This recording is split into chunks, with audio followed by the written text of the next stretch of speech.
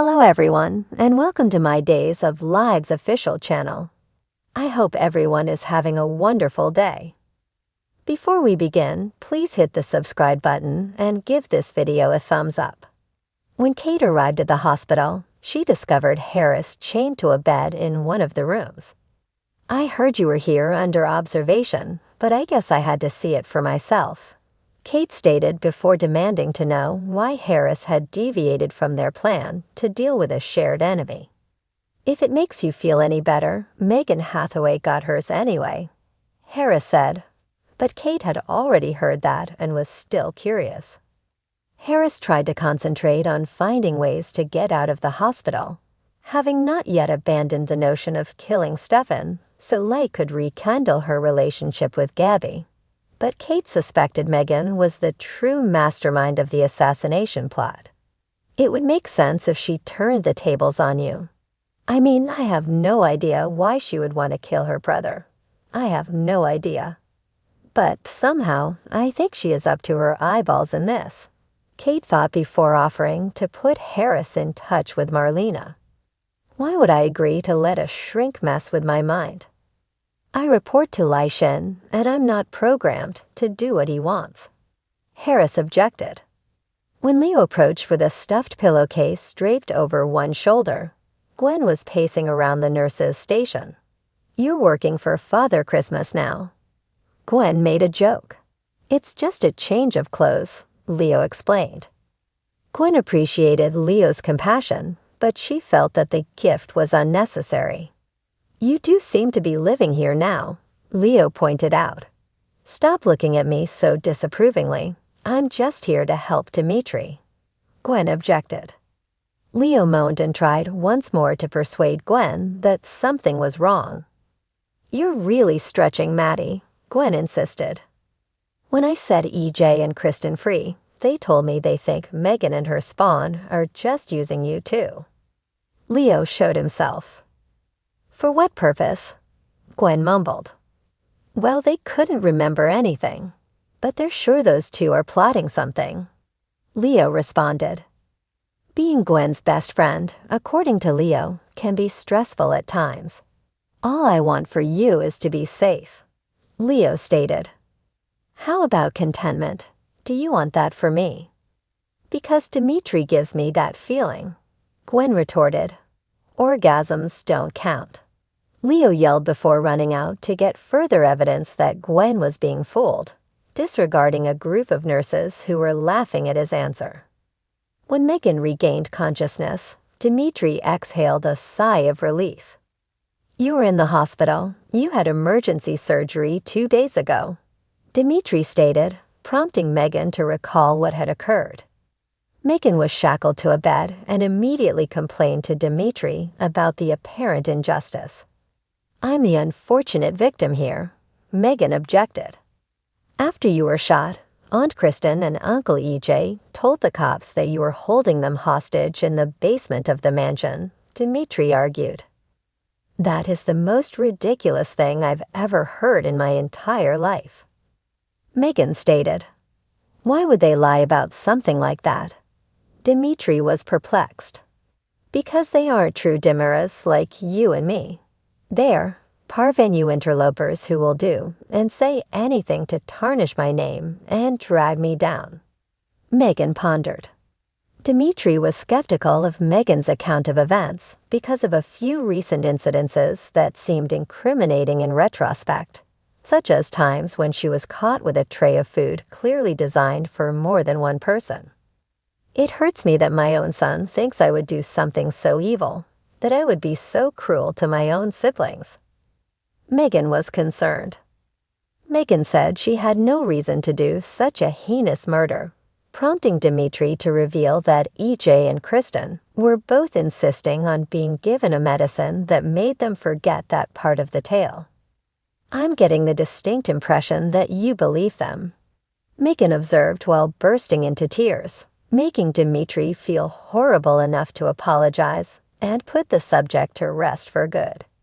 Megan closed the performance by pleading with Dimitri for an update on their quest to inherit the von Leuschner riches. Dimitri conceded to Megan that while progress had been made, victory had yet to be attained. Gwen soon entered the room, and Megan took advantage of the chance to assist Dimitri. Seeing you two growing closer together, making each other happy, it reminds me of the richness in life, of the wealth that's available to us if we simply commit and receive it, Megan said. This entire experience has made me realize how much I've taken for granted, acting as if I have an infinite number of tomorrows, Megan concluded. Do not put off your happiness. If an opportunity presents itself, seize it with courage and conviction as soon as possible. Don't let it pass you by, Megan ended. Dimitri requested another minute alone with Megan before applauding the speech once Gwen had left the room. And now it's time for you to take the reins, Dimitri. It's time for you to make this happen, to make that woman your wife, Megan said. I will do my damnedest, Dimitri said. And don't trust the others, the Parvinis. And never forget that you and we're a team, Megan implored. Yes, Mother, a united front always, Dimitri confirmed before kissing Megan on the cheek and walking out of the room. Gaby and Stefan went to the police station after discovering that Lai was refusing to answer questions during interrogations. I believe that's my right, Lai reasoned while alone in one of the conference rooms with Stefan and Gaby. Do you think stonewalling will help you? Your hired gun informed a crowded gathering that you directed him to assassinate Stefan, Gaby responded. Another epic fail, Stefan said. You pathetic freak, you and your homicidal henchmen are going down. Gaby threw up her hands. Lai pretended to be innocent before reminding Gaby and Stefan that Megan was the one who had a track record of employing Harris as a brainwashed assassin. She may want the company, but she's not going to kill a family member to get it, Gaby contended. But you, Lai, would absolutely take me out for another chance with Gaby, Stefan pointed out. Yep. You got me, Lai conceded, sarcastically, before explaining the theory in a way that made Stefan and Gaby appear suspicious. Gaby and Stefan quickly fled the conference room together, admitting that Lai had made some valid points concerning Megan, who had recently allegedly held EJ and Kristen captive for unexplained reasons. Kristen and EJ went to the Evans Black townhouse to look for Marlena. I assume you're here to see Rachel. Well, she left for camp a week ago, and you never even said goodbye. Marlena yelled at Kristen, forcing EJ to clarify why the offense was justified. We know you'd be hesitant. Not just because of Kristen, but, well, obviously, I'm not your favorite person.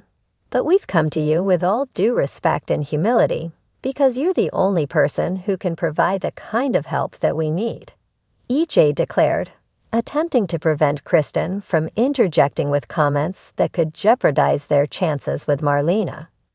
Marlena was taken aback when she discovered that Kristen and EJ also desired to be hypnotized.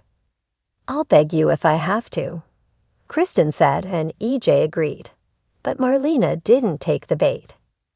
EJ and Kristen began to walk away, but Marlena quickly changed her mind and welcomed them into the townhouse, where she conducted a hypnosis session that resolved everything. Marlena, I know this was a lot to ask, but we are so grateful, 'cause thanks to you, we can stop Megan from doing any more damage, EJ exclaimed. Kristen faltered, Thank you, Marlena. I don't know how to. Just make sure she pays, suggested Marlena. Marlena watched as Kristen and EJ exited the townhouse together and dashed off in opposing directions, each having a different duty to perform. Kristen went over to the police station to give an update and noticed that Stefan was already there. While someone was summoned to assist them, Stefan and Kristen compared notes. There's no need for you to stay. As Megan's intended victim, I'd like to be the one to give Trask everything she needs to nail our sister to the wall, Stefan remarked. Then I will see you back at the house, Kristen said. EJ went to the hospital to confront Megan, but he was met by Kate first. I freaking knew it. Kate boasted after EJ explained what Megan was planning. After Kristen left the police station, Stefan rejoined Gly. I would never take your word for anything. But Kristen was just here, and she remembers what happened now. And she confirmed what you said. That Megan programmed Harris to kill me. Stefan remarked, eliciting a sigh of relief from Gly. But you damn well could have been in on it. So, until I have confirmation that you weren't, you're not going anywhere. Stefan continued, causing Gly's smile to fade. Liu crept into the Demira home via the secret tunnels and began his search for evidence that Dmitri was up to something. But Kristen cut him off before anything incriminating could be discovered. Dmitri led Gwen to the Salem Inn and then began to depart. I have an answer for you now. My answer is yes, Gwen said, coming to a halt in front of Dmitri. Harris considered Kate's prior offer before asking a security to fetch Marlena to the hospital. EJ and Kate ran into Megan's room together, only to discover Gabby chained to the bed.